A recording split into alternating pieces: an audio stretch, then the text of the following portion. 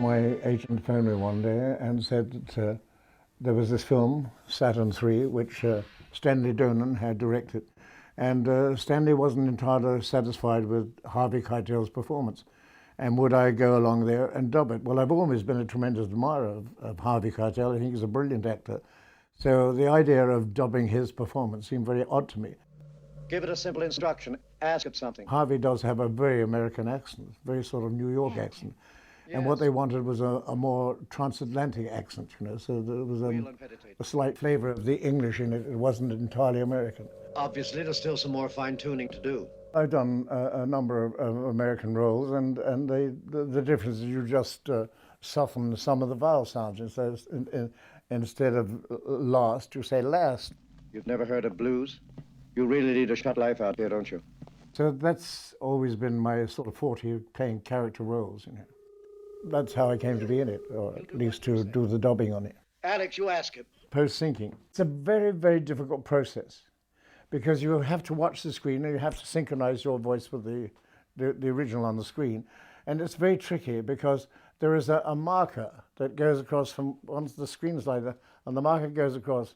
And when it gets there, as it just hits that point, you have to start talking.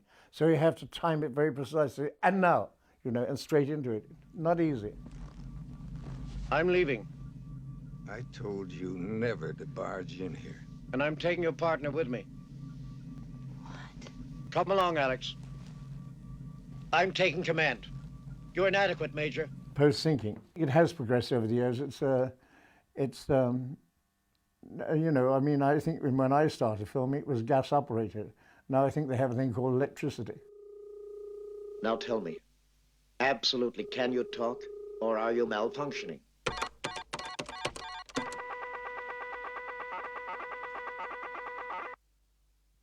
I went to a tiny little studio, the size of the average lavatory, and recorded the thing. I wish you would talk. During this post-syncing, Stanley Donen decided that he would write lots of extra dialogue. Why not? What have I done wrong? So whenever the camera was on Harvey Keitel's, the back of his head, I had all this extra dialogue to do in the voice I was using for the character. So Harvey Keitel had a lot more to say in the eventual one than he did in the actual filming of the original one. It was a strange experience. Be still. Don't let him touch me! Do as you're told. Be still. It could spread. Steady. No. Steady. No. Ready, Hector? No. Keep the eye still. All right, Hector. She's ready now. No. Harvey Keitel, I do think he's a wonderful actor. Obviously, Stanley Donen didn't think he was wonderful in this. Otherwise, I wouldn't have been employed to do this post-syncing. He's out. You'll have no more trouble from him. I was asked along there because Harvey Keitel's accent was too American. So what did they think Kirk Douglas was using, a Chinese accent or what? I mean, he was about as American as one could get, and Farrah Fawcett too. So why was poor Harvey Keitel singled out to be, you know, to get the chop, and this stupid English actor called Roy Dotrice come along to dub his voice? I had no idea what that was about. You can hear me, right? But you can't talk. Why Harvey Keitel hasn't come along here with a gun and shot me since, I've no idea, because, you know, I thought his performance, I've always liked his work, and I thought the performance was perfectly adequate, and to this day, I had no idea why Stanley wanted to dub his performance. I thought it was perfectly all right.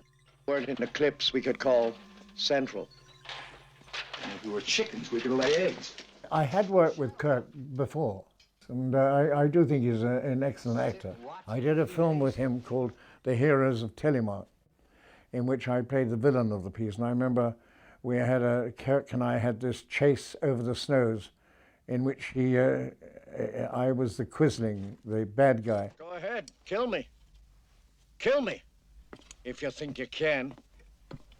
Stanley Donen was a very good film director, very good filmmaker. And he always did a marvelous job of everything he did. I'm so glad the film has become a cult thing because I know Stanley was very, very fond of it and he had a lot to do with the writing of it. As I say, when we were doing the post-syncing, he would suddenly stop and say, no, I'm writing in extra lines, and I would have to record these lines when Harvey's Keitel's face was not facing camera. So I'm glad it's a success, because Stanley was an extremely charming man, and I did like working for him as I did all that time. Nearly 2 hours, I suppose. And we were still speaking at the end of it, which was extraordinary. What you can't stand, you run from. Like you ran from Earth. That's right. To get away from people like you. To set up your own little universe. It was not the most memorable part of my theatrical life, obviously. I've been an actor now for 60-odd years. And that was one morning, when I met Stanley. It was very pleasant. And a very good director. I mean, he directed me in what he wanted me to do, and I think I did it all right. I don't think Saturn III affected my career one way or another. My involvement with Saturn III was so minimal, it couldn't have been less. I got this call from Stanley asking if I would go along and dub Harvey Keitel. And that's exactly what I did, but I don't think it affected my career. I don't think it even affected my lunch hour. I was back in time for lunch. I mean, it was a very short job.